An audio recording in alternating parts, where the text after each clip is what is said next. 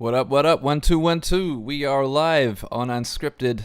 Welcome back. Thank you so much to everyone tuned in. What up, Rob Alan? What up, Depocalypse? What up, Super Science Stacy? What up, Vertigo Sync City? Rion Vanger? Eloquent?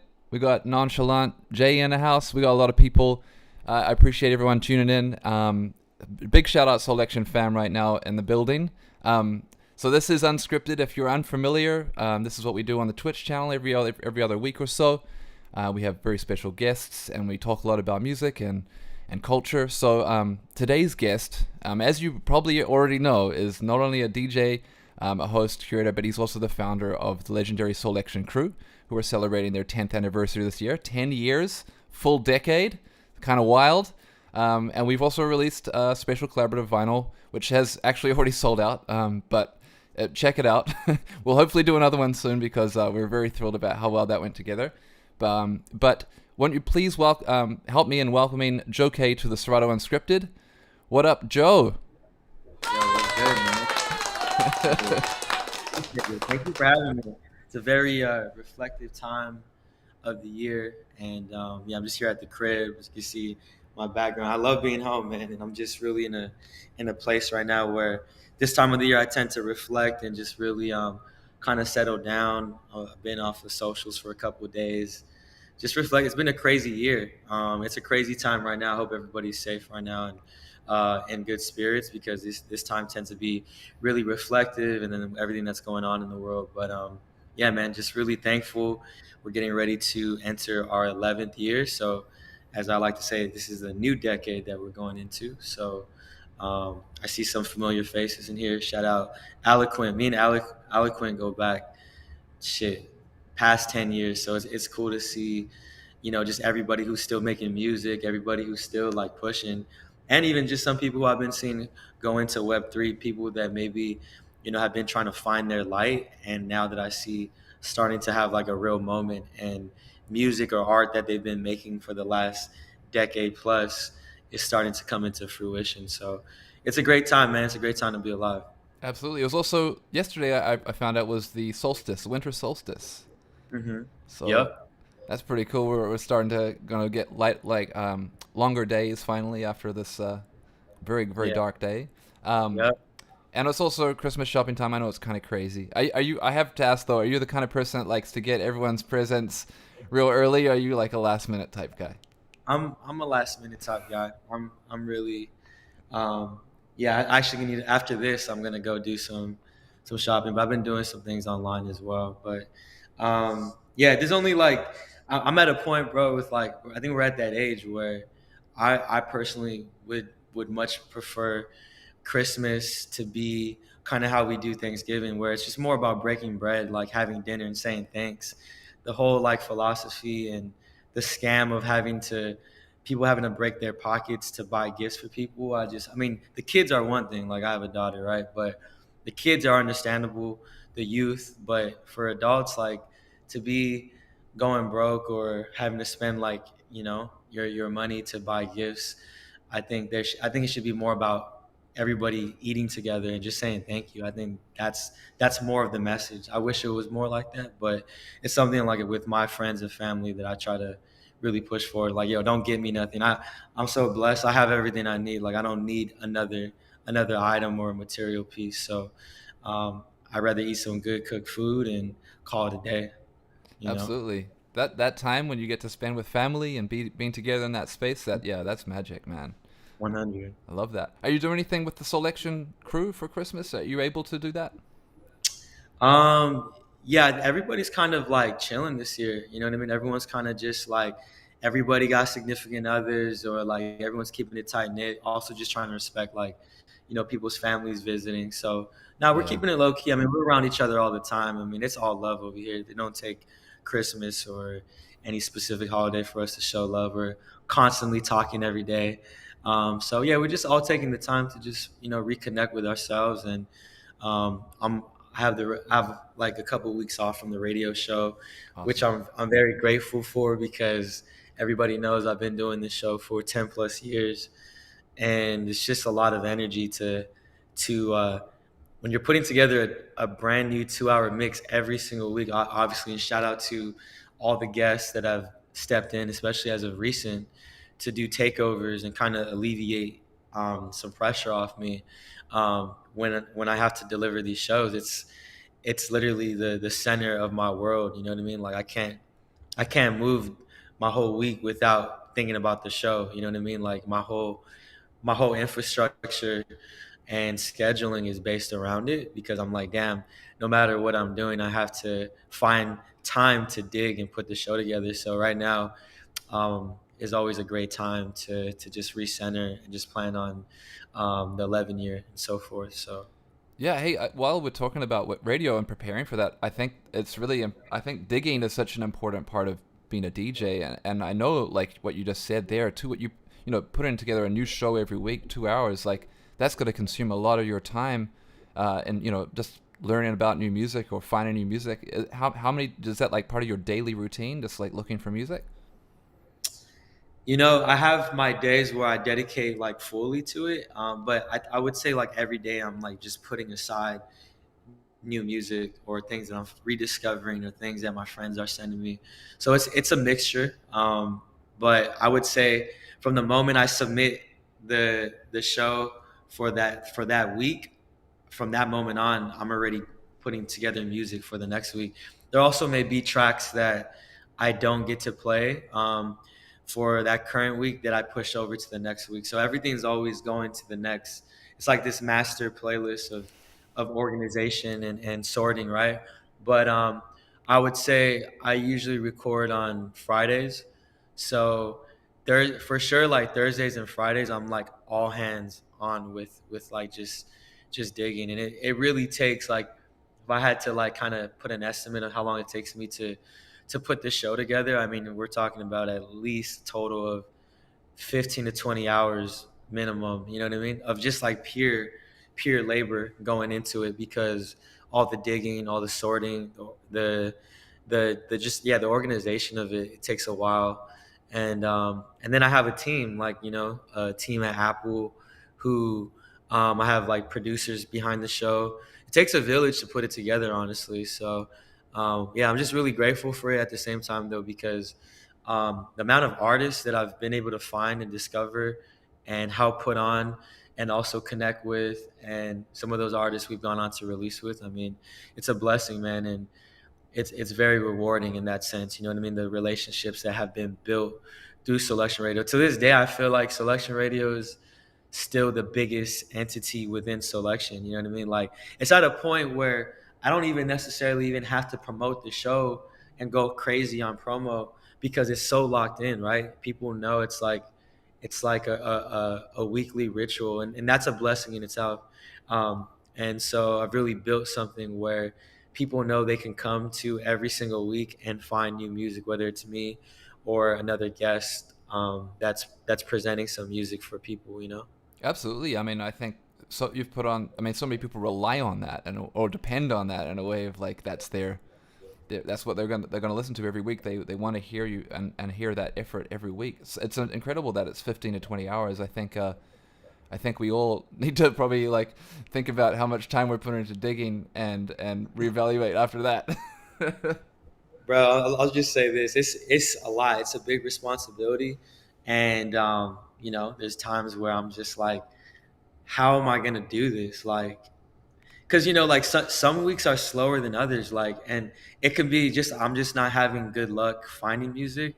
Like no one ever wants to talk about the trials and tribulations of digging when you're doing it every week. Like there's just time there can just be a week where either like it's just DSPs and SoundCloud, like there's just not many people uploading that much, or me personally, my taste, my music palette isn't resonating with what I'm hearing, right? And that's no pun to any artist or anything. It's just whatever palette or whatever theme or whatever mood I'm in. You have to also be in a very receptive, in a very like open-minded uh, listening perspective. Because if I'm not doing well psychologically, if I'm not in the best place, or I'm not in the mood, then I might be missing music, right? Like you ever hear music and like you just miss, you're like you hear this, you hear a track and you skip over it, but then you hear this music at a later point and you're like, wait, I've never heard this, or like why am I barely hearing this now? And you realize that you skipped over it. So I think listening to music is about being in the right headspace. So I always try to make sure that when I'm listening to artists that I'm finding it. But all that to say, yeah, there's just some weeks that are slower than others. So if I'm not receiving music or I'm not finding things that are making me excited, what do you do in those moments, right? How do you put together a show to the world that you still need to deliver and still make it exciting, or not playing music that you just played last week or the last month? The whole purpose of selection is always putting on at least 30 to 50% new programming. That's kind of like my goal. So at least everything that you're hearing is brand new. So yeah, it's just it's a it's a great responsibility, but it's bigger than me at this point. It's my community service to the world to like do that radio show. Ultimately, I know people, it might be sound crazy to hear this. Um, my goal really is I would probably want to eventually fall back to bi-weekly with selection radio, um, at least for a period of time, so I'm able to focus on bigger things for selection and for myself, because it's such a big responsibility.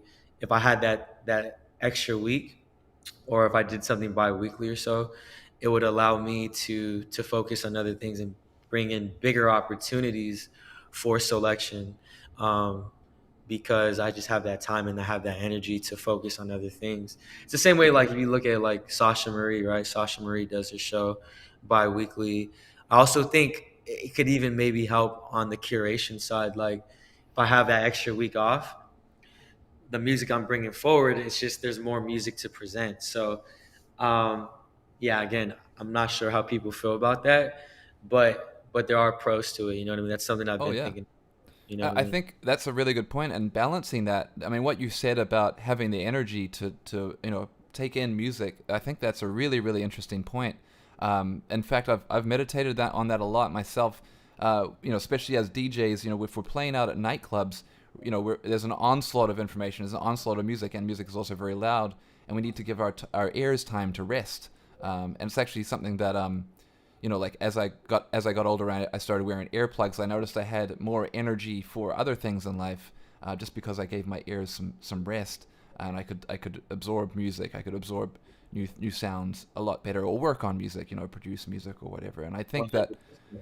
yeah, and I mean, just shout out if you're DJs. I mean, air safety is really important. I really want to just make sure everyone's considering that at some point, because these are the things that, like you said, we need to be in that space. We need that energy to be able to bring that in, and I definitely think you said it right, and just giving yourself time, man. I'm really in this headspace right now about taking care of the mind and doing whatever it takes to preserve that. You know what I mean? And to be able to deliver the way I approach what I do is like, even though I don't play, I'm not a professional athlete, I definitely have the same philosophy as a professional athlete, in terms of everything that I do is about finding that balance of resting, doing things at a high performance, not oversaturating yourself, and just finding ways to constantly reinvent and do things at a high level.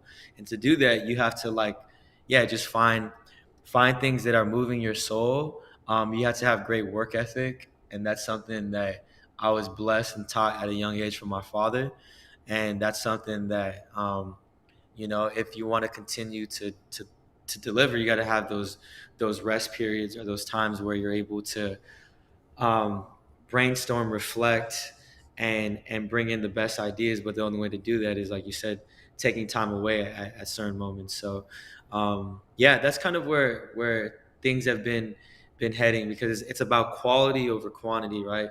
The more you oversaturate, it's like, selection will be on next week, or I can just go to the next show, or I can just do this. You got to find that middle ground of finding that demand, or at least connecting with your audience to make things exciting for them to come back. You know what I mean? And that's why I'm very grateful for the selection Discord, because we've been able to really create a community where people can talk about either things that are selection related, or things with other people who are like minded. mm, Whereas before, right before Discord was even around, if I wanted to talk to somebody that's a big supporter of selection, we have to wait for either a DM, you got to wait for someone to reach out from the contact page on the selection website, or a comment or a tweet, a tweet response. That's not like the most, efficient way to be able to commute with your community, but that's a web two for you, and that's what we've been given. And it's or do a live show, right? And someone comes up to me or Andre or Sango or whoever at a show, and then you get to like tell them about your journey. But how much can you really share with us for quick 10 to 30 seconds to a couple minutes Yeah. with loud music, right?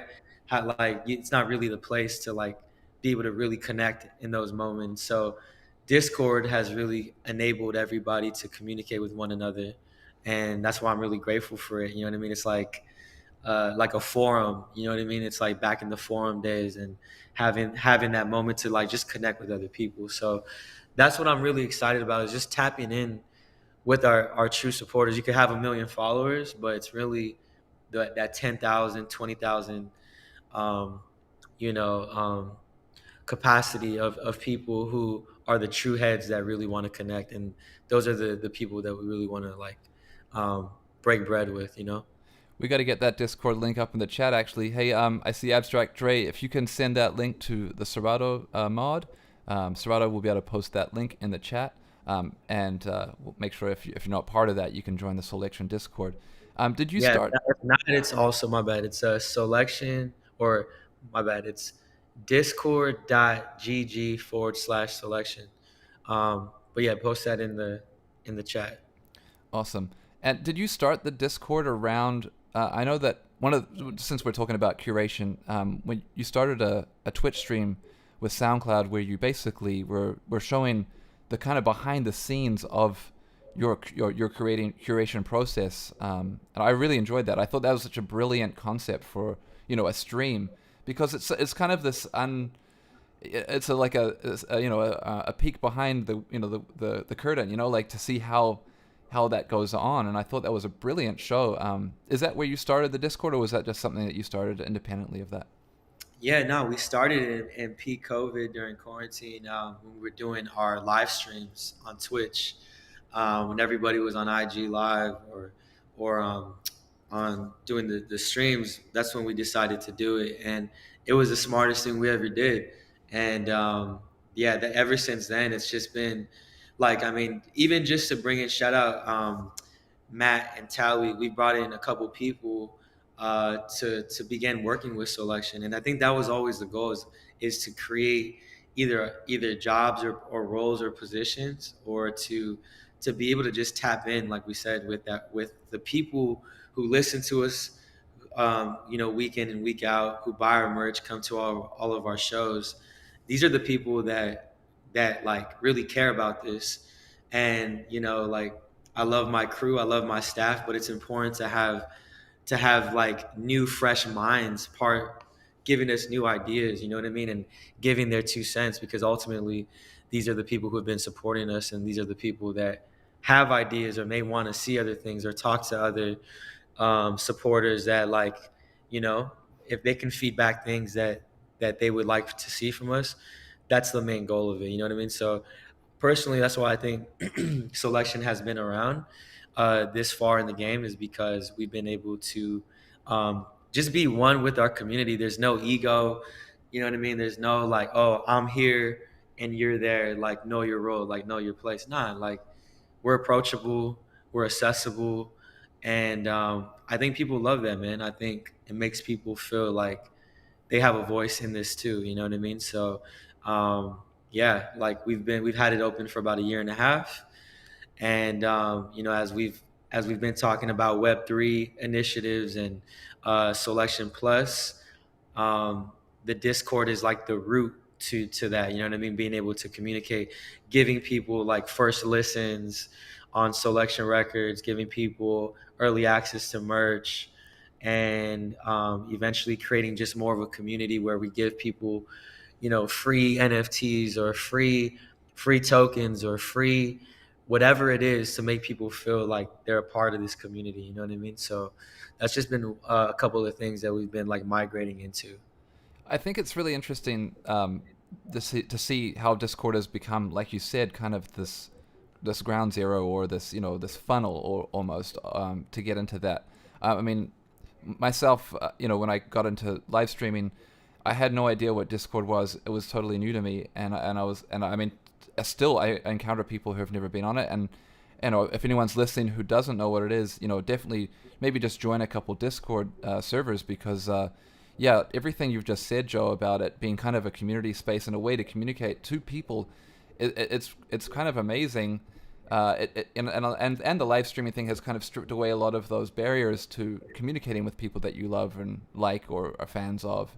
And I do think that that connection is such a, you know, it's such a refreshing approach, and as you're saying about selection, where, often in the past, people may be afraid to talk to somebody, or somebody they admire, but there's nothing to lose there. You know what I mean? Like, there's actually a good exchange that can come from it. You can learn from your fans, or your listeners, and the people that are part of your community, and then you can also role model for them as well, and provide them things that you want to reward them with, like all the things you were just talking about.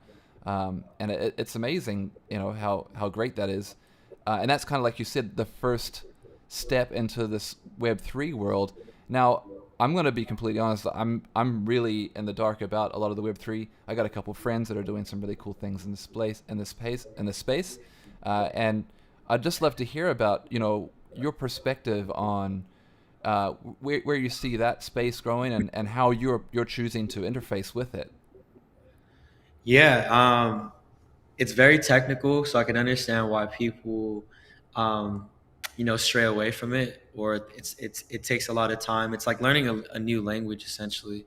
Whether you're participating as a collector or as a creator in the space, but I do think that in the next like 3 to 5 years, it's going to become so common that it'll eventually be what, the way we interact with SoundCloud or DSPs, and all that. I think it'll become that, where it's just a norm. You know what I mean? And just like anything, even like 5 6 years ago, think about it. Like streaming wasn't even around. Like it was still like iTunes Store. You know what I mean? Or like going to YouTube only, or SoundCloud and Bandcamp, and just relying on those websites. Whereas now DSPs has been something that, um, is something that is become normalized and that we're so used to. But we've really come out of the LimeWire, the MySpace days, physicals and cassettes and CDs and vinyl, and everything is so digitized. And essentially Web3 is a progression of that. But the reason why I believe in it so much, and the reason why, um, I feel like it's where selection is headed, is because it's really just about championing. It's about embracing, the artists, and especially independent artists, of all levels, not just in music, but of any creative form. Whether it's, you're a visual artist, whether you're a graphic designer, whether you're a photographer, or musician, and even for all creatives. Period. I've seen someone talking about, putting up their poem, like they're a poet. They're talking about putting up their poems up as an NFT. I've seen chefs in the culinary field talking about, putting up like recipes, and like doing like just really cool, interesting things. So it's really not even just about artists per se. It's about all people who are creatives and in that field. And then in terms of you're a collector, you just get a chance to really show love, or collect, um, like art, or create work from people, your favorite artists, and really support them in a way that we haven't been able to. You know what I mean? Like I saw, who was it? Amon Europe was saying the other day. She's like, I've been streaming, Andre 3000's album for years, or I really love that album, but who's to say that I don't want to give him or donate more money to him for that project? Like it's been a big part of my upbringing, and my just helping me get through some dark points in my life. And like I have to stream him 4 times on Spotify just so him or the label can make 1 cent off of it. Like, what if I want to give Andre 3000 more than that? You know what I mean? And I just thought that was such an interesting point of view in philosophy. And the same thing for selection and all the other artists, right? Is if someone wants to create, even like look behind me right now, this Music Hills sample, this tapestry, right? Like essentially there's people out there who want to collect this fine art. And if I say, hey, this is a one of one in the world, and I'm gonna put a I don't know, let's say I'm putting it up for $200 as a reserve price, and there's going to be a 24-hour auction on it. Who's to say that there's someone out there that might not want to bid on it and collect this piece? You know what I mean? So it's just kind of like saying, um, supporting an artist one of one, or an artist edition of their fine art. You know what I mean? It's no different from any of us buying physical art in the real world and saying, hey, I'm the only one that has this piece, or I have one of 100 pieces. Um, it's doing that in a digital form. So I'm just a big fan of this, the Web3 side specifically, because it's about putting the power back into the artist's hands, supporting them, but also um, being able to break bread with the supporters as well, the collectors. The fact that there's a secondary sale on it is crazy to me. Like, it's powerful that, like, going back to this reference and idea behind me of this physical piece. If I were to sell it to you, Matt, right, and you were to resell it, me as a creator of it, I don't get any portion of those of the proceeds that go strictly to you. But in the Web3 space, this is able to keep going indefinitely, lifelong, where that royalty share is shared amongst you and amongst the creator lifelong. So I'm a big fan of it. I can go on; it can get really technical, but I definitely feel like I'm beyond just the NFT side. That's like very surface level. I'm really engaged and I'm really locked in on building a community with it, and building like, how can we break bread with our audience, and so that's why I feel like Web3 is a place where we can do that. And I think what you just talked about too is, including, and from what I understand, the blockchain part of it, where artists are able to be compensated, throughout the lifetime of a sale of a piece of art. That provides such a unique opportunity in an industry where so many creators were never compensated, in the growth of their art, for example. And I think the music industry is a really good example of something where, I guess an industry where people have been exploited or taken advantage of, or not being able to, I guess, prosper off of the sale of their art, would you say? Right. Two more things, and we don't have to, because I don't want this to turn into just like a Web3 or Selection Plus conversation. But there's two things, to also echo what you just said and what we just discussed, is that um, going back to the community side of it. The reason I really want to figure out something is for, like, going back to the Selection supporters who have been like just showing us love on Selection merch and coming to all of our shows, or listening to release one, or episode 50, or whatever number it is. The reason why I want to tap into those artists is because these people have been tapping into us for so long, Mm. and I'm always about giving back. And so let's just say we did uh, a Selection stream for the 11-year anniversary, right? For example, and we do this stream, and let's say there's like 1,000 people who attend this live Twitch Selection stream. Those people who are tuned in and that are in the Discord and that have a wallet, an Ethereum wallet set up, we can like airdrop them an NFT, or almost like a digital ticket for being there, right? Let's just say hypothetically, we can airdrop them like, hey, this is like proof that you were here. Or we can, hey, for all those that have been a day one listener, here's a free NFT, but only you guys get this. Now we're turning an opportunity over to our people, to our community, where they can now take that free NFT that's only limited to them for being present at that show, right? Or that stream. And then they can go on a market like OpenSea, for example, or on a secondary market, and then they can upload that. And there may be someone out there that like, yo, I need that ticket, or I need that NFT. How did you get that? And now we're creating value now we're tokenizing something where someone is now wanting to pay somebody that was just there for the love for that NFT that we gave out for free, and then we only gave out like 1,000 of them per se. I'm just giving an example, right? And now we're creating money and opportunity for our people who've been giving back into us, and everybody eats. You know what I'm saying? Like this is real. Like this is a real way to.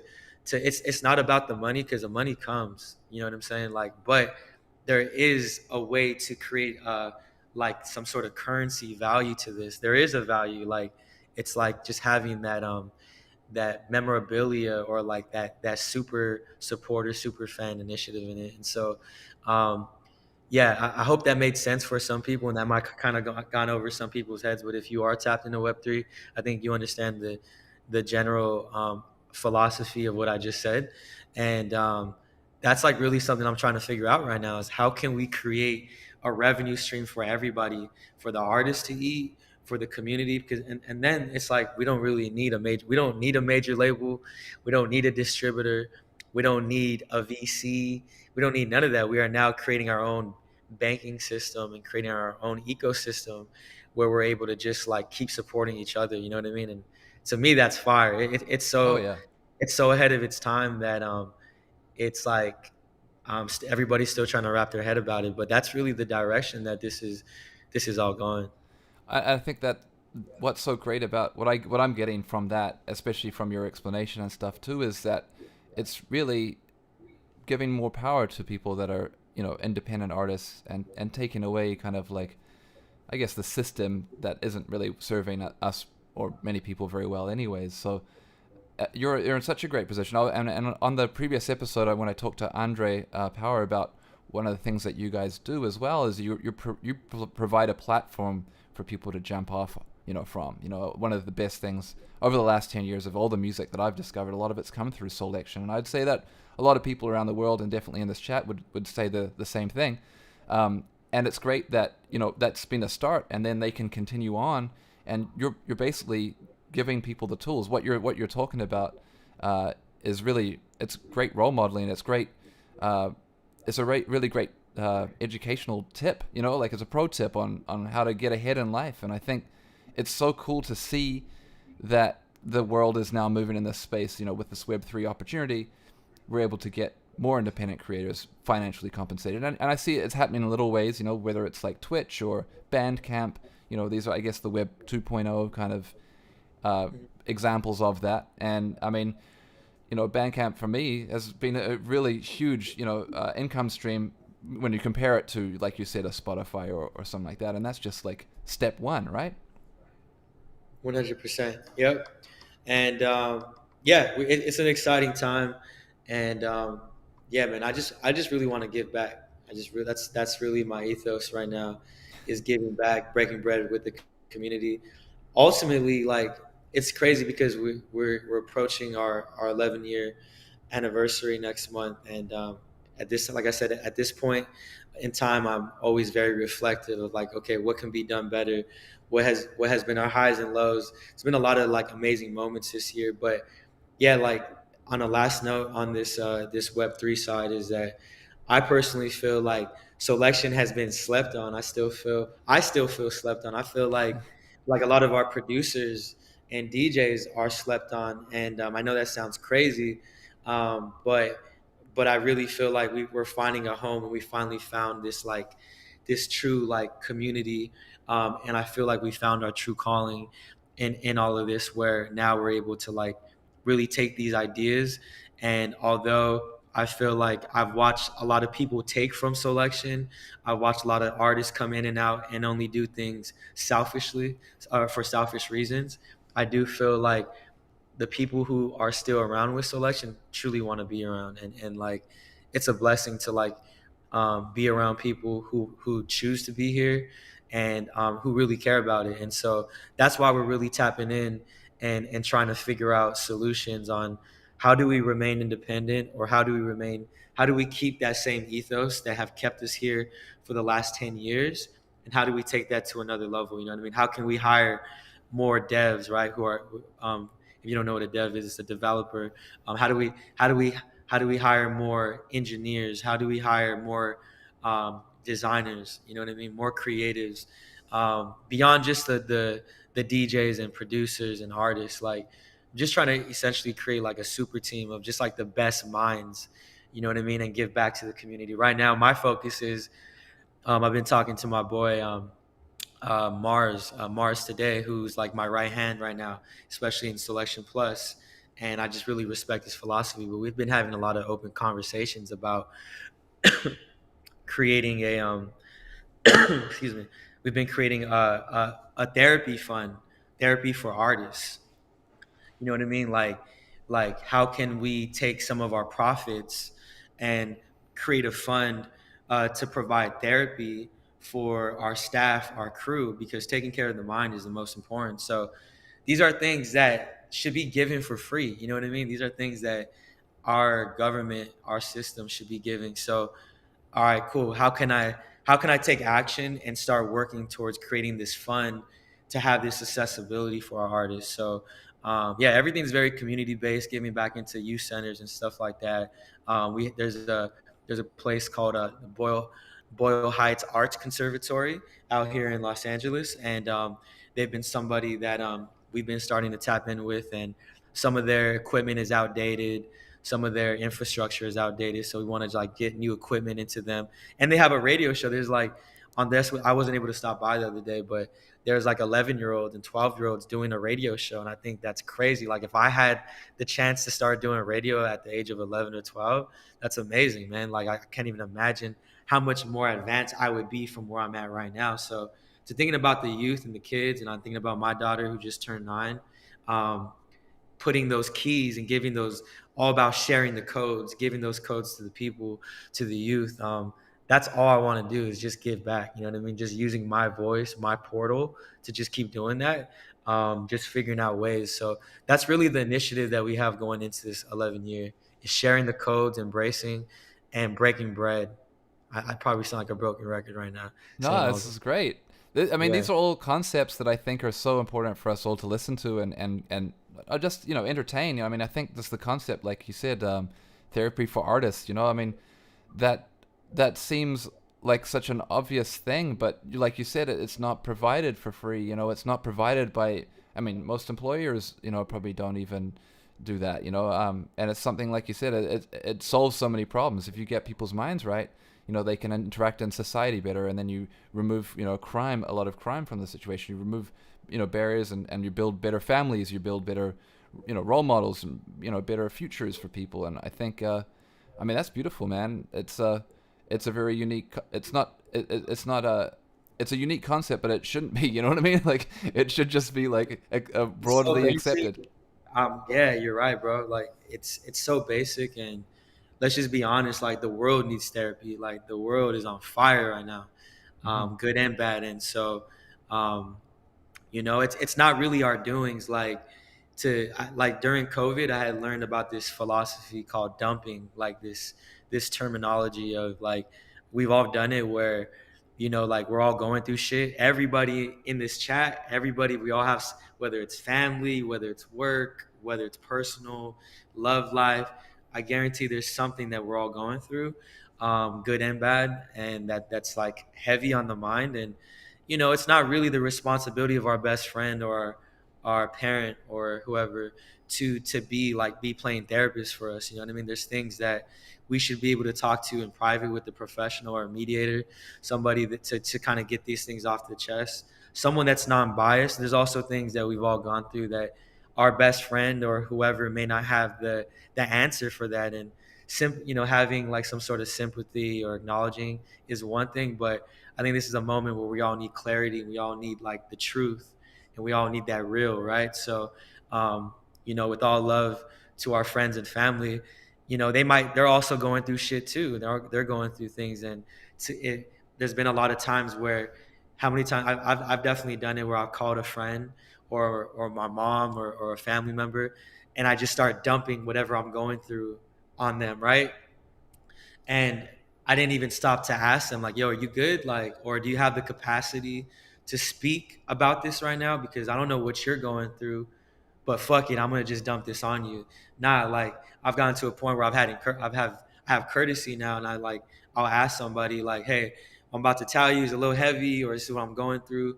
So if I share this with you, do you have the capacity to talk about it? Or if not, with all love, let's come back at a different time. It's all good. Don't worry about it. You know what I mean? But that's why I found like I'm actually upset that I barely started doing therapy this year. I'm 32. I started when I was 31, back in like April. It's never too late to do therapy, by the way. But doing therapy has been like so essential for my mind. You know what I mean? I even have a therapist for my daughter, and I think so many people see therapy as like, like I've seen people use therapy against others like a weapon, like, oh, you're fucked up, or you need, you have trauma, or you have certain things, and use it against people, and that's not cool. Mm. Like therapy is not just about sharing like rough moments or heavy moments. It's about just expressing yourself and talking about great moments too. And so again, like going back to even my daughter, giving her therapy and having someone that she can talk to that's not her mom or her dad, or a family member that she can talk to and trust and share her ideas or share what's going on through her mind. I think that's really important to teach somebody. So that's really been one of the biggest initiatives. When I see artists talking too much on Twitter, or like just like venting and using Twitter as a diary, I'm like, yo, like you gotta like really channel that energy. Go talk to a therapist, and I don't mean that in a condescending way, but like Twitter is not the place to be putting out your laundry, or putting out some of these things. You know what I mean? You don't want people to. There's certain things that should remain private, or things that you're dealing with that should go in these sectors. So yeah, I'm just really a firm believer of taking care of the mind and providing these resources so people can kind of navigate through, and be able to create the art, or go about expressing themselves. Or you never know what people are going through, if they're having like some darker thoughts. So yeah, man, I just really, that's like all I really want to like do, along with the music. The music is easy. I breathe this shit every day. We're gonna keep on putting out music. We're gonna keep feeding the people what they need to, what they desire. But I just want to add that extra layer moving forward.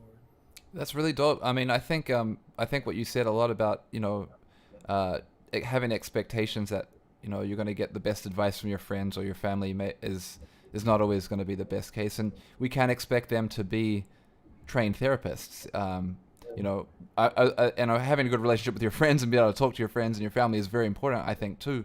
But I definitely feel like, yeah, it's really important to bear in mind that everybody has their own perspective on things, and sometimes it's always not necessarily right, or maybe it is, but expecting them to always be Be the there, yeah, voice, it's hard. um yeah. I, and I did see someone posted up in here, somebody said they had a bad experience with therapy. It's hard to find the right therapist, and I do think that that's a really good point, actually. Finding the right therapist. I mean, I've had this conversation. I'm really glad you brought it up, actually. I think it's something that a lot of us DJs and producers, especially in the creative world, finding the right people to talk to is really important. And yeah, in this last year of all years, it's been a very, very tough year, emotionally, mentally, for everybody, with everything going on in the world. I think it's no surprise that we've lost a lot of people, and it's very unfortunate. Due to that, and I want to just take a moment to address that.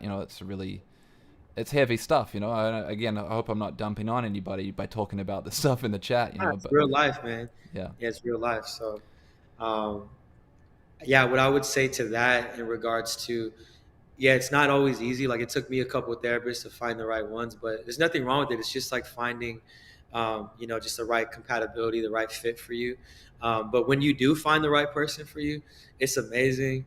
And I've also heard people talk about like, just how it's expensive, right? And so Mm. there's actually, I just looked it up right now. Um, there's a site called openpathcollective.org, and they provide affordable therapy for people with like literally $30 to $60 sessions, which is unheard of. You Wow. just got to fill out like a little application, I believe, just kind of like provide some numbers and things like that, and it's not you can get approved pretty quick.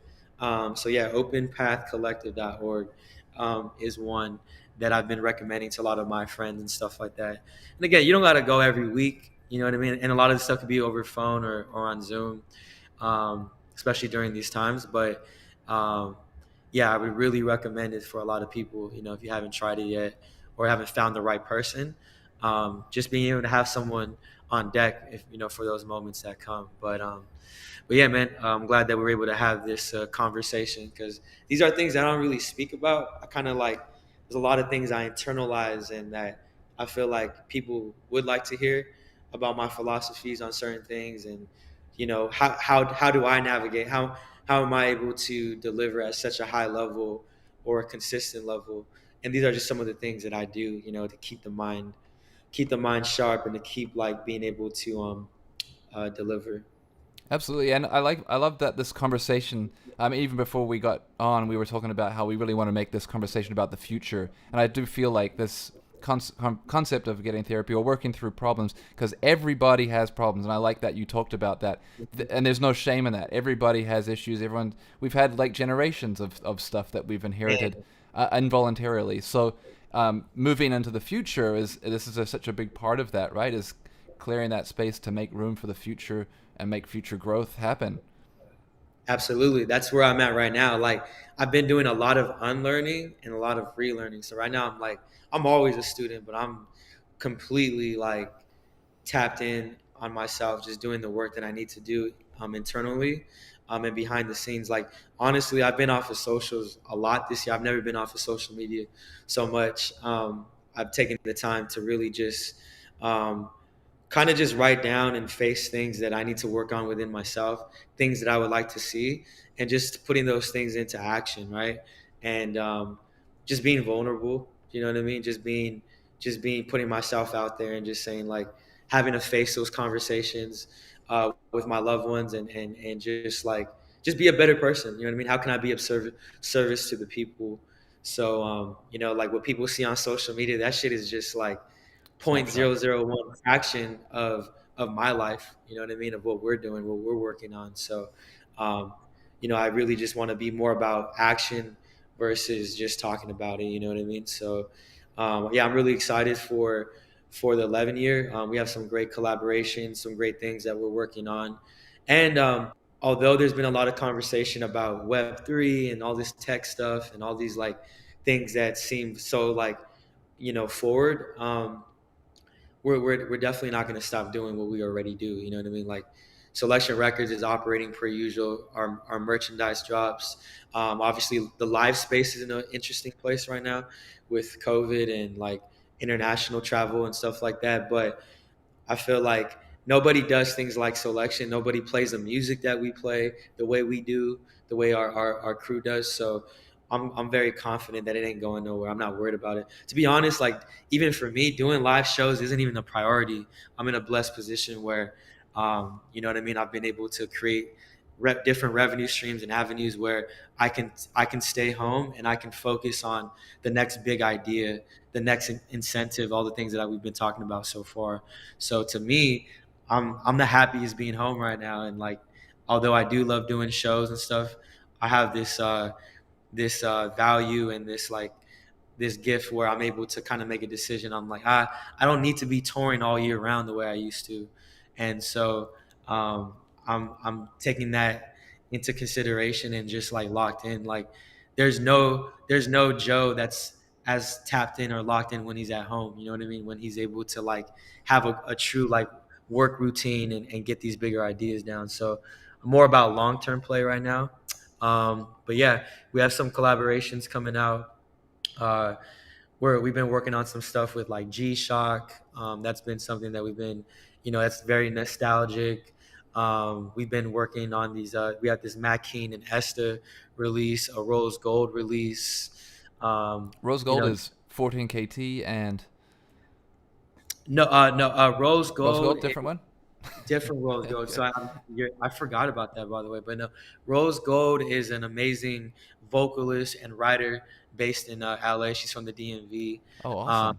but she's wrote for great. She's worked with Terrace Martin, James Fauntleroy, Oh, wow. Brody, Smino. Like she's a gem, and like we're just looking to put her forward. You know, and anytime we can champion a woman and put a woman at the forefront of selection, like we're always looking to. There needs to be more women engineers. There needs to be more women management.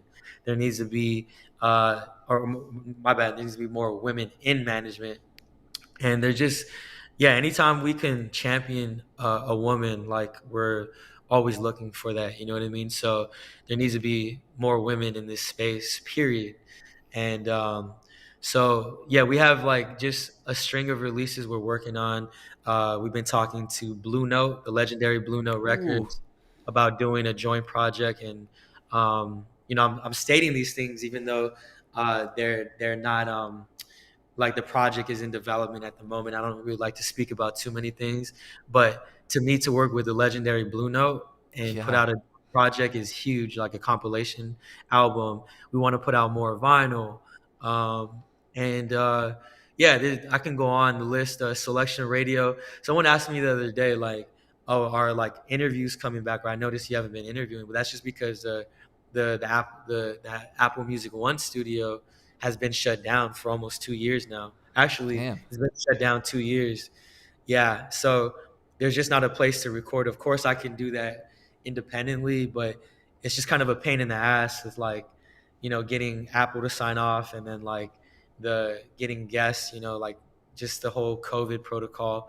So that's the main reason why we've just been doing takeovers, and keeping it about the music, because um, kind of like limited on that front. But it's also been good to put the radio show in other people's hands, and to enable them to program selection radio from their perspective. You know what I mean? So we have also, in a couple of weeks, it'll be our 5th year in a row doing selection all day for New Year's, which is amazing. The fact that Apple has trusted me, trusted selection to take over the whole network for a day, and Wow. to just put together like a lineup of DJs or selectors or curators, and start the new year from our perspective is it's a blessing. So yeah, I'm not sure if you have any questions in regards to just some other ideas or things for the new year.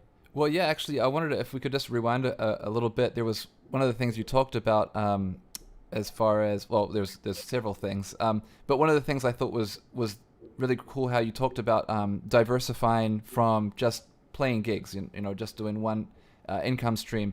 I think a lot of DJs, and I assume a lot of DJs listen to this podcast, and shout out if you're listening on Spotify or YouTube or wherever you listen, but a lot of DJs, including myself at one point, was like, how do I figure out how to get income from other things? And I think over the last decade of selection, and not to focus on the past, but you guys have been so good at doing that. And even what you're talking about, all the things you're talking about now, is different ways of making money as selection, as Joe K, as a DJ, but not just DJing. And I think a lot of people struggle with that concept, and what to do next. Should I make beats? Should I put on a show? What's the next steps? And I think I just love to hear what some of those key moments were, or what key things that you would recommend to somebody if they're a DJ and they're looking to kind of diversify out of just playing regular gigs.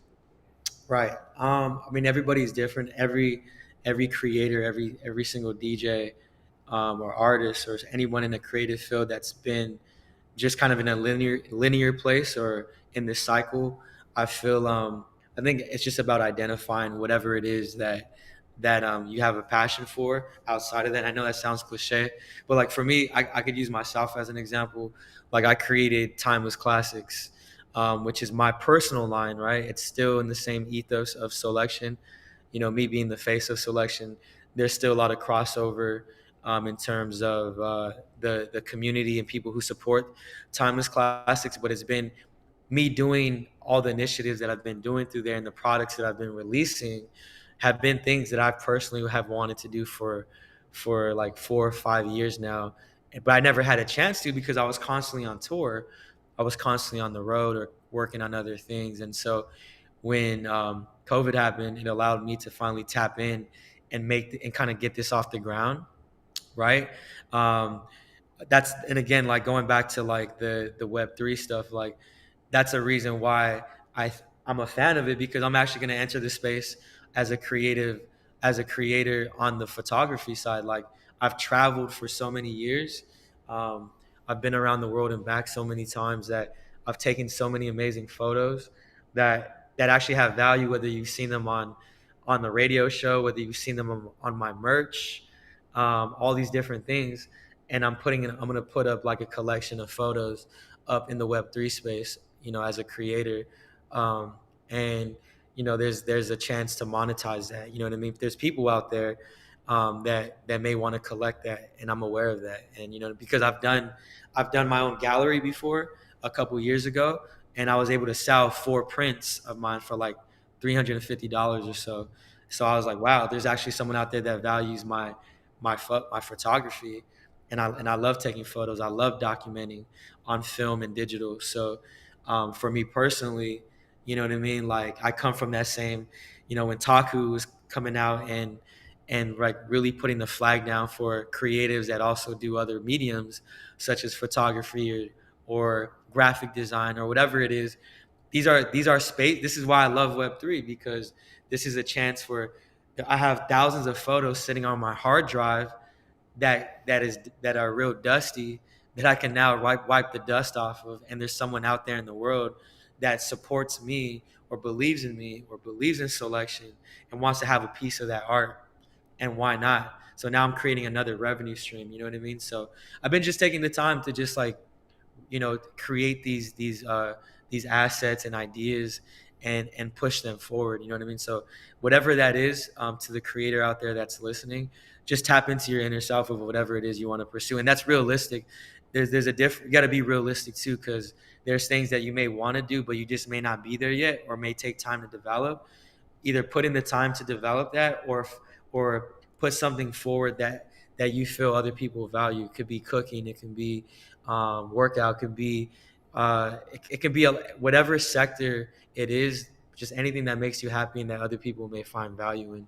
So um, yeah, I've been doing that, and also been even just like looking into reinvesting my money into like stocks and crypto, and taking the time to like learn that and ask dumb, not even dumb questions, but not being afraid to put myself out there and learn from ground zero, and asking my friends what I would think in my head is a dumb question, but just being vulnerable and putting money into somewhere where that actually create a revenue stream for me a year or two down the line. You know what I mean?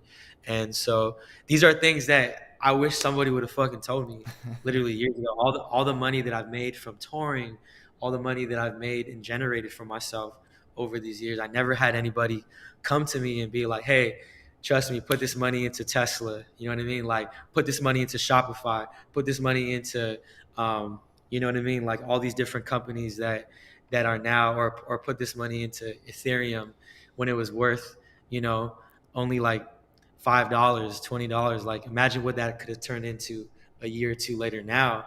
And yeah, you get to go through those trials and tribulations, but I'm just at a point where I've been so in this kind of linear state for a long time, and I'm at this point now where I'm like, how can I become exponential? You know what I mean? And being just smarter with my revenue stream and creating assets for my people. You know what I mean? So yeah, those are things that have been on my mind. Just in terms of investing and recreating, reinventing myself as this life and technology is constantly changing. Yeah, I think that's really cool. One of the things I really love about just everything, what you've been really bringing to the chat today, and I think is kind of like a really, really great sentiment is, yeah, like asking questions and being open to learning and constantly learning. I feel like whether it's, yeah, learning more about yourself through therapy, learning more about business, learning about these sorts of things is like this opportunity for growth. And I think that's one of the things you guys have done so well. Like you obviously, Joe, as a person, but selection is always is growing, and I think uh, that's a motto, that's a way of life, right? Like it's not just a I'm gonna do this. It's like a constant thing. You never stop learning, so you've got to keep being hungry for more knowledge and keep trying to move forward with that knowledge. Right. Yeah. So yeah, and I would also advise just to like really take initiative in like group chats with like people who inspire you, or people in your circle that may have knowledge in these fields. Just really like having those conversations, sharing links, having those open spaces for dialogue. And that's what I've been doing, man. I've been like having conversations with people smarter than me, or people that I look like in terms of a knowledge level of these spaces that I'm trying to learn. I just constantly ask questions, and I'm just like I'm a sponge right now. So yeah, I love it, and I feel like I'm learning a new language. I feel like I'm coding. I feel like, you know what I mean. I feel like I'm in this matrix right now, and I'm constantly like when Neo gets plugged in, right, and he's like learning how to do all these different traits. Like that's me right now. I'm like in beta mode, and we never stop learning. So yeah, I'm just really hungry to learn more. I'm really hungry to provide more. I'm learning. Really hungry to like introduce more artists, to put more artists on, to put more people on that are looking for opportunity, that have the gifts but just don't have the tools. I'm just trying to use my voice and things that I didn't have, that I now have, and trying to provide those for others. You know what I mean? So that's why the Discord has been a good place for us to like being able to connect with these people and starting to hear people out. If someone if just on this on the subject we were talking about before, about if you're a DJ, you're trying to get another income stream. I know a lot of DJs would also really like, or producers would really like to get their music featured on Selection, on your radio show, or in your sets. If you could give some advice to somebody, what would be the best suggestion for them to get your attention? The best way for me personally is I usually like to find you first. I mean, unless we have mutual friends, um, where a lot of the times music is passed over through a mutual. Um, I feel personally I love when I'm able to find you. It's so much more organic. Not to say that you can't send me a link. Send me a link all day. But like there's been people who I've like found on my own, and sometimes I end up like engaging with them on social media, and then I'm like, oh wow, this person had sent me a DM, but I didn't even see it. Personally, I get anxiety from my DMs. Like I don't even open my DMs, not even with my friends. Like I rarely open them because I just get so much, and like it makes me anxious because I have so many emails and texts and submissions coming in already. Plus, like I have, all the social media accounts that I oversee for Selection already, and then just all the things that I'm just constantly receiving and receiving. So, like a DM is like another form of a text message to me. It's like engaging and opening, and I don't want to open it where it just says seen, and I don't want to hurt anybody's feelings. And if I don't have, sometimes people are looking for feedback, and I don't always like resonate with the music, and some people are sensitive, so I try to be very cautious of all these hoops, you know what I mean? And or I'm just really busy and I forget to reply. So for me, look, I'm always digging, I'm always watching, I'm always listening. I might not find something in real time every time, but I will find it eventually.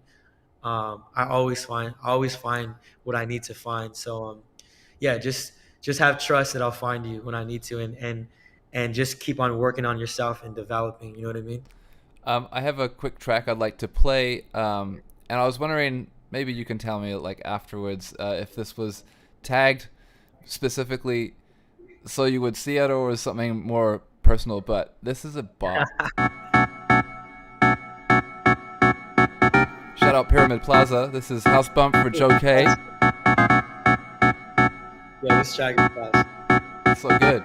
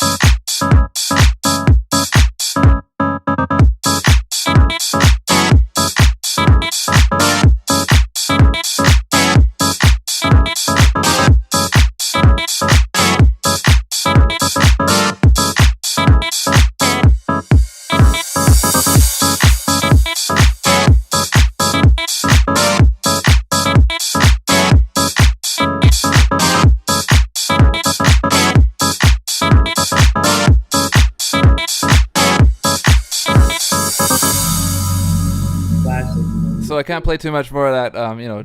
Just out of respect. But yeah, man, that's such a banger, man. Can you tell me, like, did he just send that to you, or what's the story there?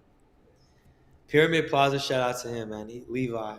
Um, Levi, he honestly just surprised me with that track one day, man. I just think like we had a really tight knit relationship, and I feel like I came into his life at a moment where, you know what I mean. I think he was in school or in college, and he was looking for community. I think he was already inspired by selection at the time.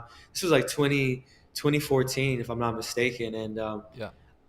I just kind of like approached him in a time in his life I feel like where he needed community, he needed to be embraced because this man was a gem. Like he was so extremely gifted and like um, when I first heard about Pyramid Plaza, I remember just his sound was so fresh and yeah, it was like that was the time when Sam Gallatry had already came out, but the way Pyramid was just able to flip a track and his like approach on production and his sequencing and his sounds, his arrangement, it was a really like really unique time, a very innovative time in SoundCloud.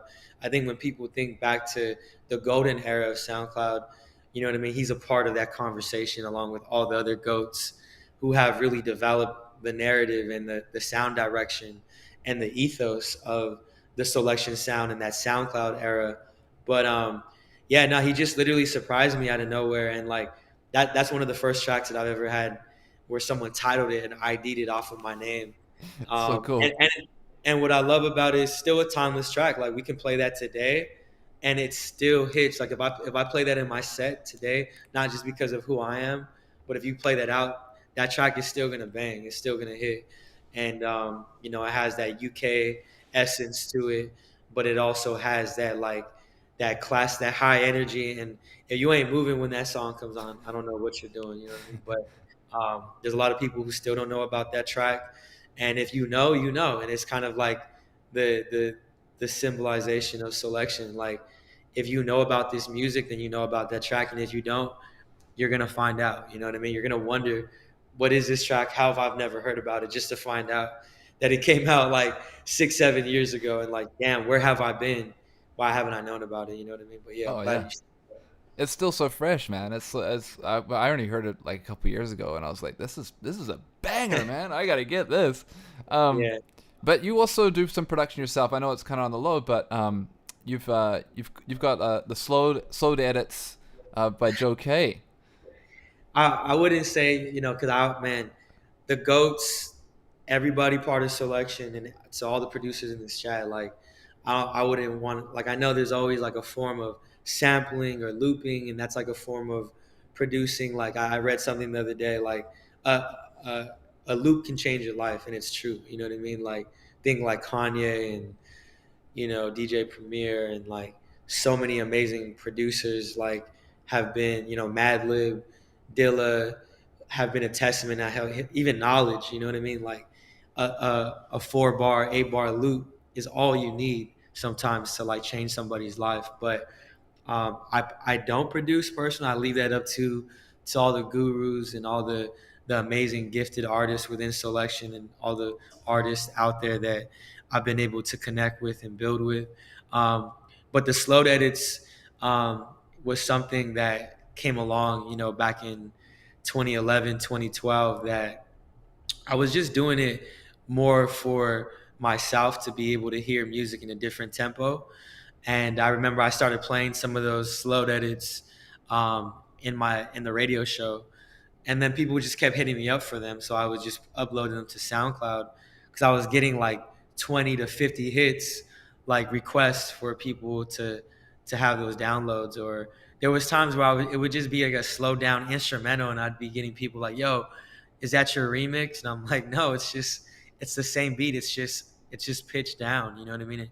I can understand why it sounds different, but um, I started sharing them on SoundCloud, and like some of those joints went viral, and like Bella Hadid and like the Kardashians and like random ass influencers and people were like playing them, or I've seen things resurface on TikTok, and it's always interesting, you know what I mean. But the real goats of it are like the DJ Screws, you know what I mean, like Swisher House.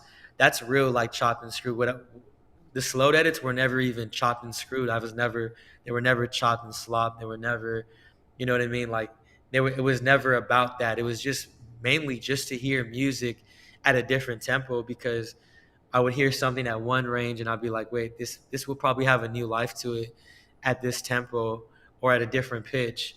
And that's really where it started from. Now you have slowed and reverb and all these people like the younger generation rediscovering slowed edits and chopped and screwed, and doing their own take on it. But yeah, man, it's been great in terms of giving new life to music for me. It's more of a easy listening, personal listener experience for me. It was never about, oh, let me put this out so I can get like um so I can get recognition over these artists. Now, it was never about me.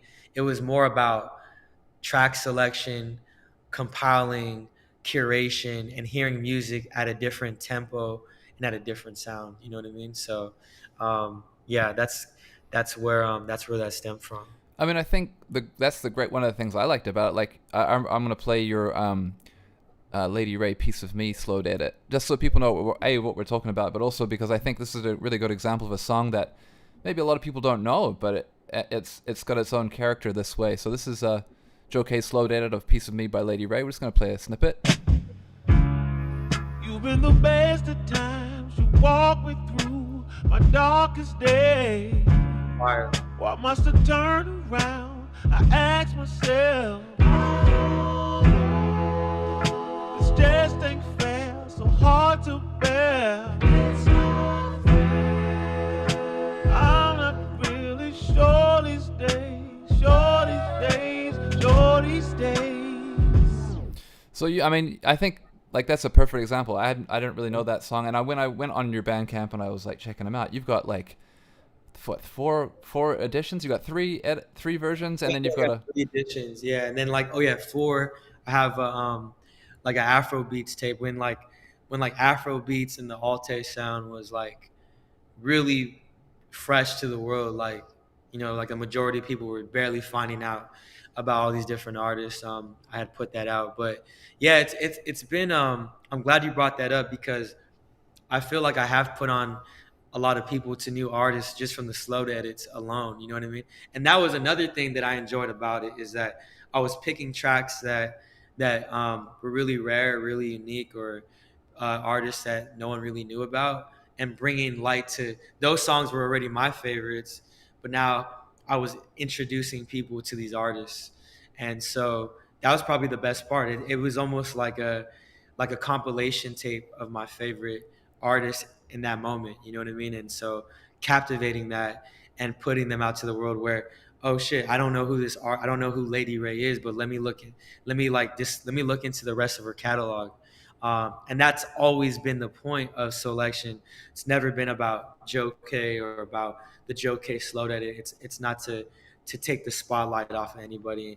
It's about really artist discovery. And I'm glad that you recognize that, because I remember in the golden era of SoundCloud, I was getting some clapback, or there were other producers or artists that were mad at me for it, because this shit was getting hundreds of thousands of playbacks or millions of playbacks.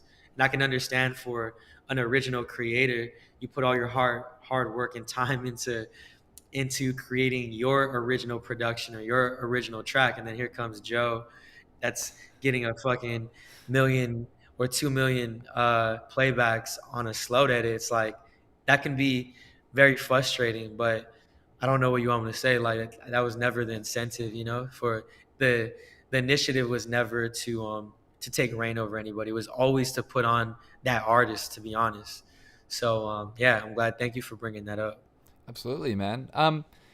While we're talking about this stuff, and just quickly, let's shout out DJ Screw one more time. Long live chopped and screwed music. And OG Ron C as well. That's another OG. That's right. Bro.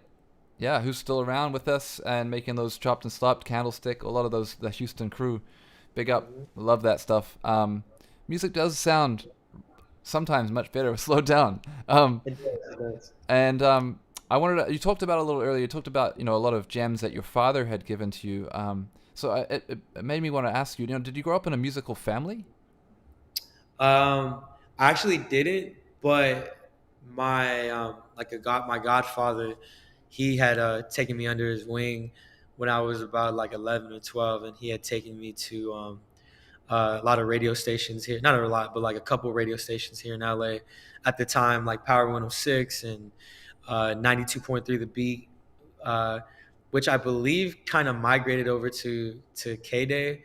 Um, if I'm not mistaken, I'm not even sure if it migrated or which network it's under. But I remember going to 92.3 The Beat, which converted into 100.3 The Beat, and he would take me on his runs, like his promo runs, because he worked for Universal. And I think just being exposed at a young age, just being 11 or 12, like I had brought up earlier, those kids at the Boyle Heights Arts Conservatory who have access to a soundboard and are able to do a radio show right now at the age of 11, like that's huge. That does a lot for the mind.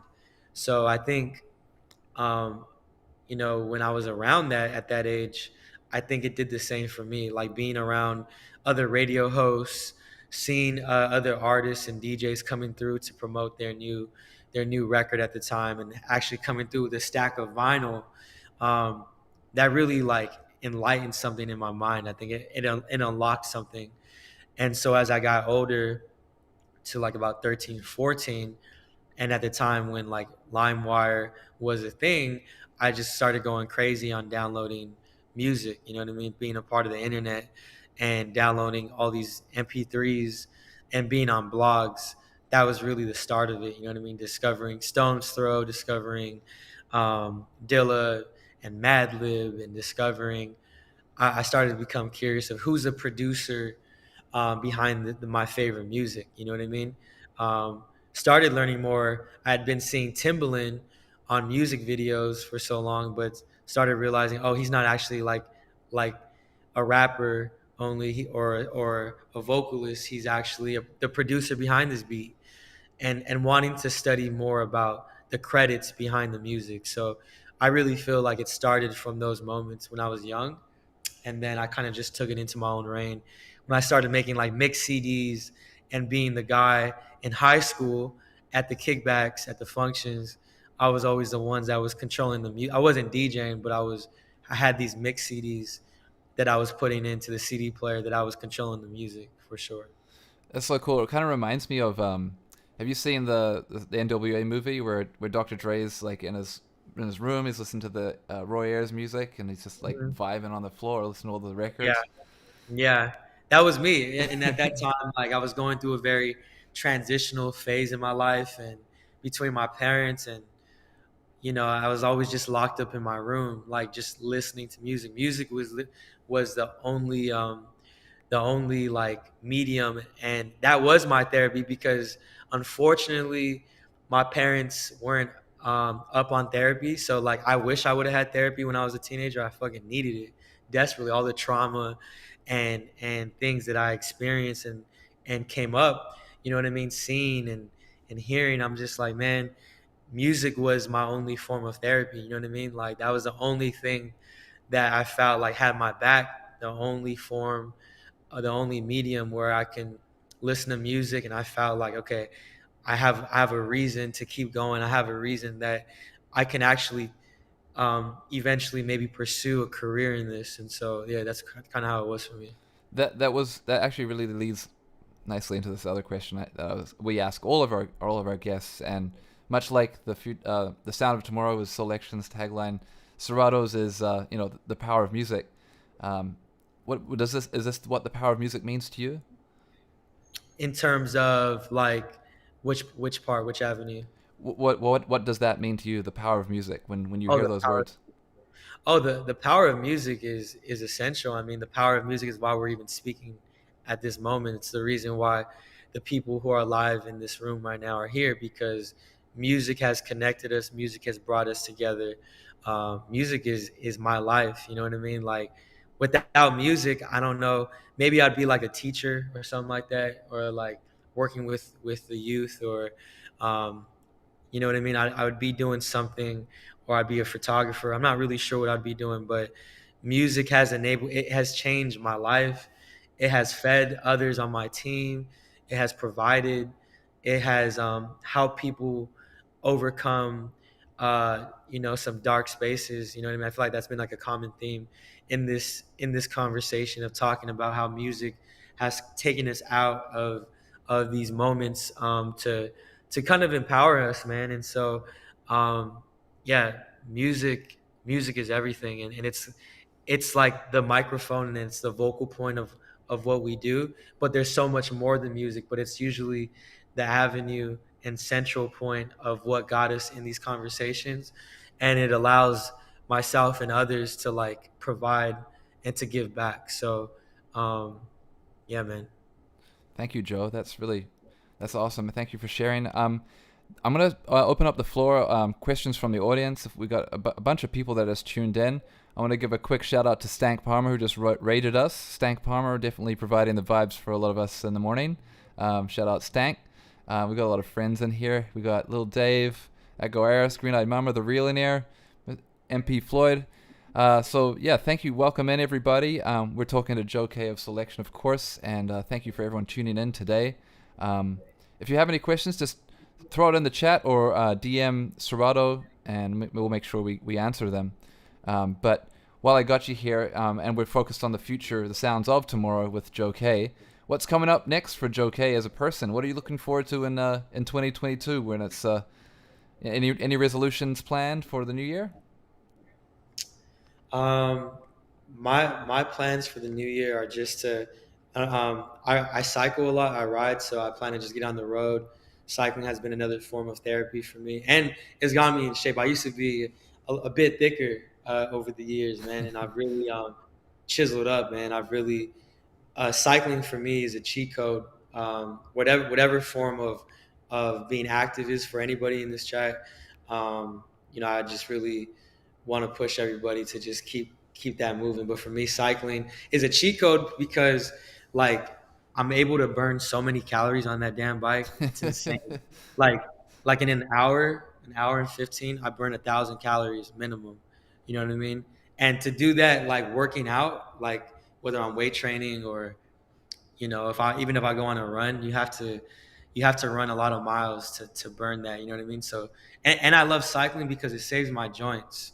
Um, Running on the pavement on the street a lot is a lot. So, yeah, just taking the time for myself, just recentering, doing things that stimulate my soul, stimulate my mind. Um, and what else? Just working on this is a time where I get to work on things that I've been kind of neglecting or haven't had a chance to do. So I'm really taking that the next 2 or 3 weeks to do that. I'm on social media, but I'm on there very minimally. Anytime I catch myself scrolling on IG or Twitter, like relentlessly for like a couple minutes, and I'm just like, why am I on here? I try to force myself to get off because once you start aimlessly scrolling, I feel like it's time to get off. Like, why do I need to be on here? You know what I'm saying? So I'd rather put that time into to building something or creating something. How can I put this into a real task? You know what I mean? Oftentimes, social media, man, is like another form of like you can really like mess with your equilibrium. You know what I mean? You might see someone say some crazy stuff or say some dark stuff, and it just kind of alters your philosophy or your point of view for that moment. Or how many times have we gone online to look for something or to check someone's page, and then you get distracted by something that you just see right there in front of you? You're like, wait, why not even come on here to begin with, right? So yeah, a lot of that time is just slowing down a lot, man, and just coming back into 2022 with like some fresh ears. We have that 11-year anniversary. We have some like Web3 stuff we're doing, like with Monty Booker. That should be coming up. Shout out Monty as well, because that's going to be the first record that goes gold, which is huge. Wow. Um, a SoundCloud record, Colors to go gold is something that, to think that it came from SoundCloud and it'll be the first plaque that Selection gets from a SoundCloud record. That's huge. That is Really, huge, man. Big up Monty, yeah. big up Selection. That's big news. Congratulations. Thank you, man. It feels it's powerful. You were talking about the power of music earlier, and to think that someone from Chicago that just made beats in their bedroom now has a gold record from something that was just very free spirit. It's dope, man. So that, and then right now, me and Andres are working on our next set of footwear for Suey Coke. Whew. We put out these sandals earlier this year, and yeah, we have like two prototypes that we're working on. They're like some proper like footwear. It's not just sandals. It's like some shoes. I'm really excited about that. The merch has really been exciting for Selection and for myself because it's enabled us to like really express ourselves outside of the music. Um, and yeah, there's so much more. We've been working on some big partnerships and things like that. And yeah, I'm just looking to amplify Selection Radio as well. So we're actually creating a Selection Radio channel in the Selection Discord. So if you guys have any ideas or things that you guys want to see, we're all ears. So yeah, stay tuned for that. Definitely jump in that selection Discord. That sounds like the place to be if you're into selection, Joe K, and the rest of the crew. We do have some questions from the audience. If you've got the time, Joe. So I hope I'm saying this name right. S Squurge asks, if there's one thing you could tell your younger self, what would it be? It was one thing I could tell my younger self: invest, pay your taxes. Um, by doing by it's not that I didn't pay my taxes or invest, but I just wish I would have known earlier. Like if I would have had the keys or had the codes a lot earlier, I would have had a lot more revenue streams now. Because if you don't pay your taxes on time, especially when you're running like 6 or 7 different entities like me through Selection, um, you know what I mean? Like if you're not taking care of those important things, then you begin to pay interest on those things. So um, unfortunately, I didn't have too many like business advisors early on, and I had to learn through trial and error. Um, Signing agreements for everything that you do proper, even if it's with a best friend or a family member, if you have a real like um, lucrative idea or company that you're creating, it's good to have the paperwork set up from the start. It's not it doesn't need to be a weird conversation. It doesn't need to be awkward. It's just about being professional and being on top of your shit. It's about being organized. Being organized is the best thing you could ever do. There's nothing informal about that. There's nothing wrong about it. There's nothing too serious about it. I wish I would have done that as well early on, because it probably could have saved me a lot of headaches. And I wish that we would have had that in place. So just being organized, you know what I mean? Yeah. Taking the time to establish real organization, a real sense of structure. There's nothing wrong with just doing things on the fly, but the more organized you are, the more you're able to navigate through your business. You know what I mean?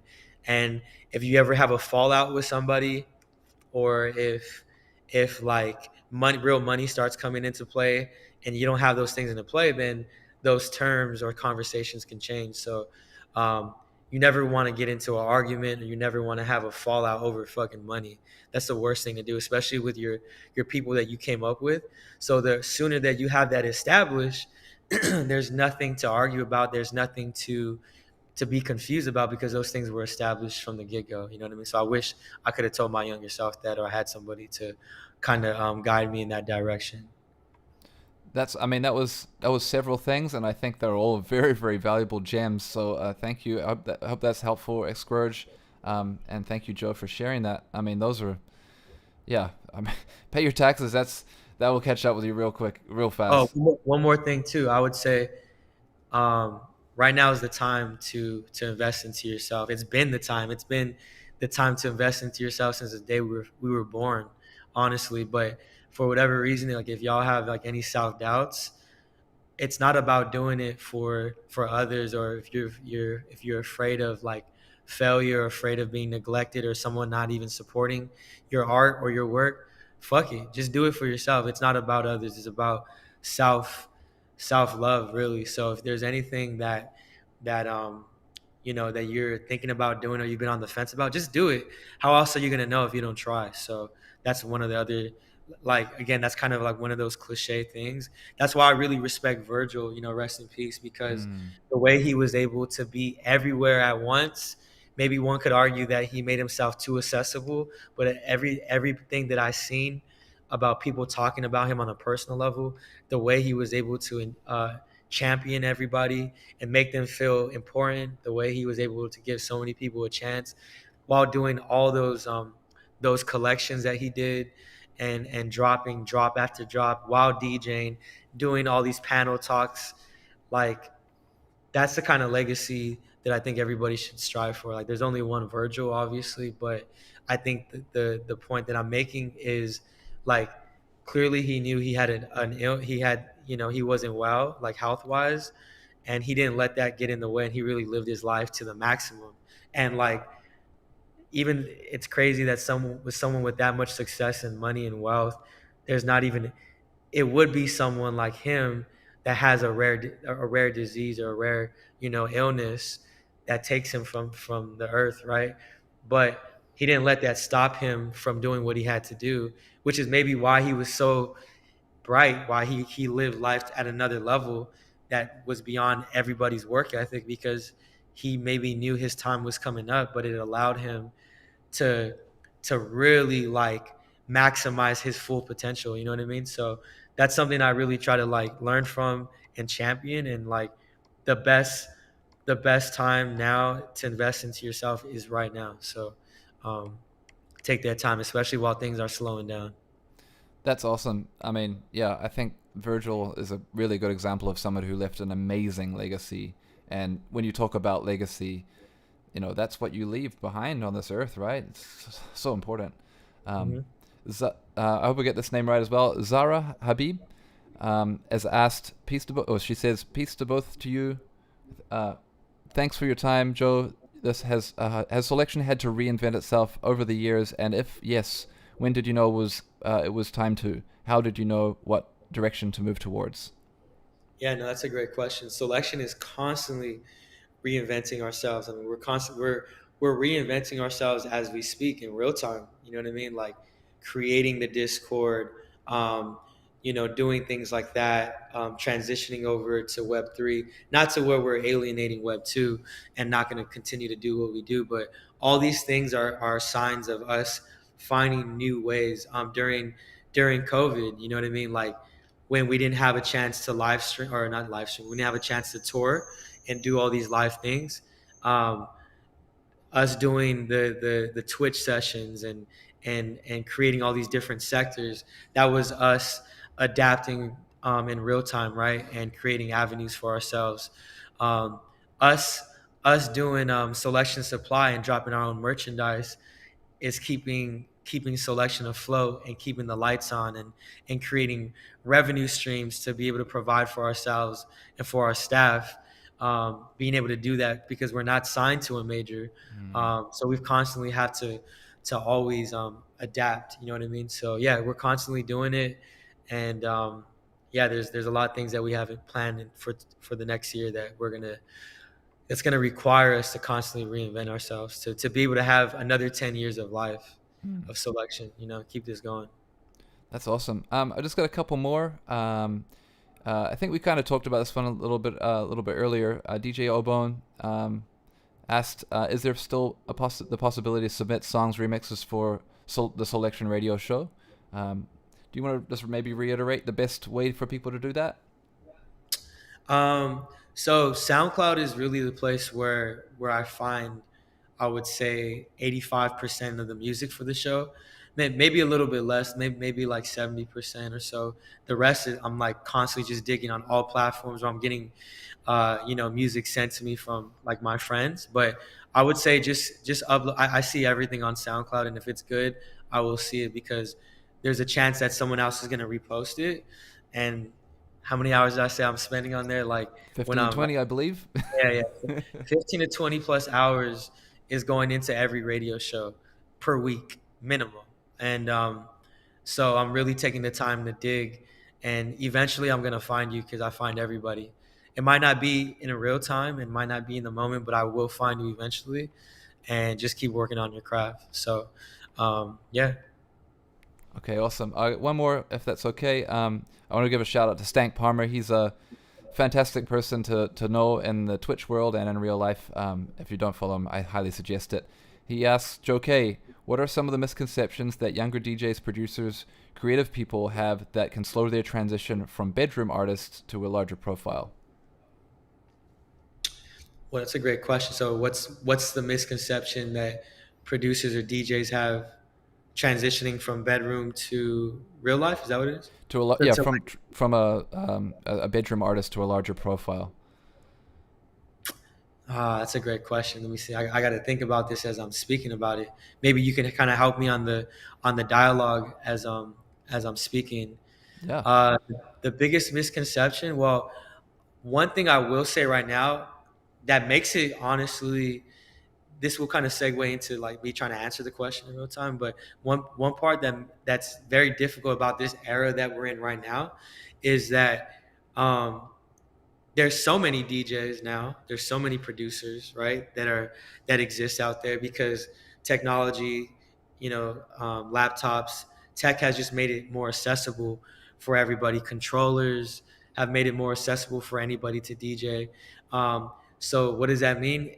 There's just more people doing this craft now, which makes it a bit harder versus 10 years ago when I mean, I've been doing this longer than 10 years. I started back in 2007, 2008. But even then, there was less DJs, less producers that were as accessible.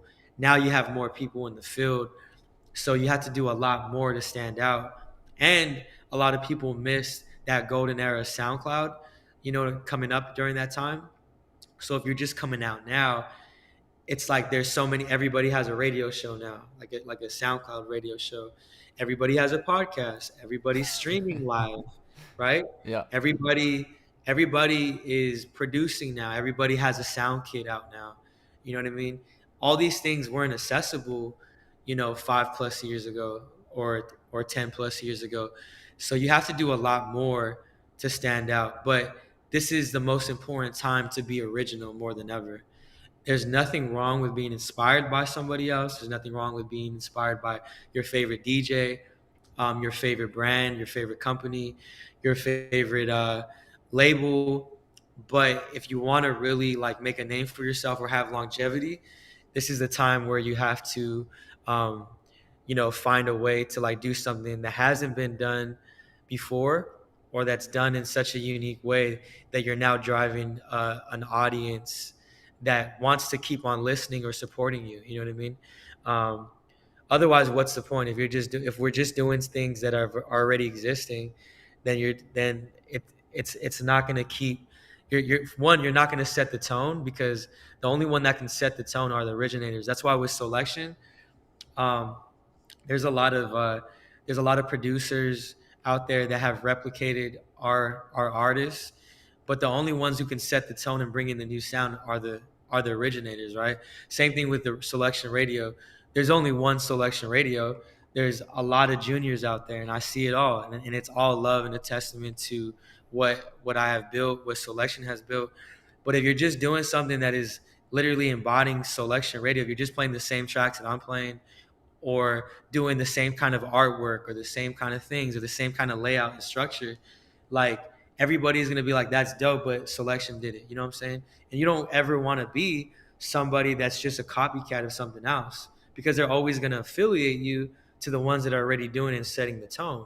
You know what I mean? So everybody has to go through that moment when they're feeling inspired, and maybe there's nothing wrong with doing like a tribute mix or a tribute track to your favorite artist, but eventually you want to find your own sound and find your own ecosystem, your own community to be able to tap in with and to be able to create your own work.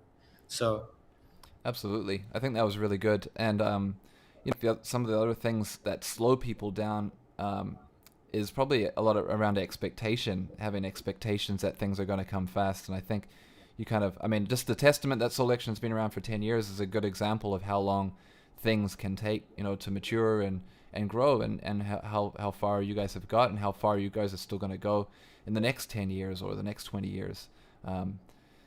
I think that's fantastic. And Joe, I really want to we've been talking for over an hour and a half now. I feel like we've had a lot of your time. You've been very generous donating that time to us and to everyone here who's able to listen. So I want to thank you so much from the bottom of my heart and wish you a happy holidays. Likewise, man. Thank you for having me, man. And shout out, Serato has been essential to Selection and been a part of our foundation and our roots, and so many of our our real OG DJs and people are still behind Serato, and you guys have been essential. I was really excited for this control vinyl to come out, and I hope we can do more in the future. We just want to put out more vinyl, period. That's one of our main goals for 2022, by the way. But I would love to do another control vinyl and just keep building these conversations. So anything we can do to give back to you guys, just let us know whatever you need from us, man. We got you. And make sure you follow, you join the Discord. Selection Discord is a great way to stay in touch or ask questions for Joe if you didn't get your questions answered today. More power to the Selection fam, more power to Joe K, and Happy New Year, Happy Holidays. Well, I'm going to take us out with your Budgie Thinking About You slow to edit, because I feel like this is the one. And then we'll go raid someone. So stick around for the raid. Thank you again, and peace everyone in the chat. Have a great day. Much love.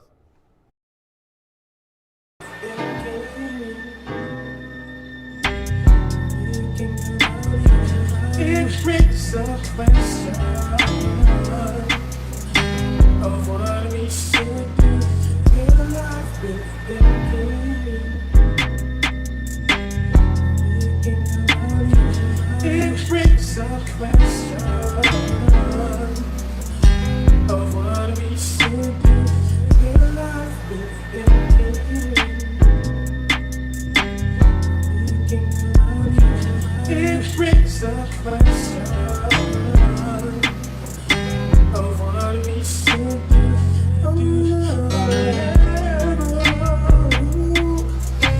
And where we should be so very special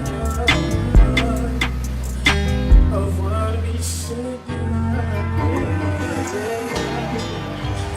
Oh, girl, I know it feels so good. I wanna kiss you right now.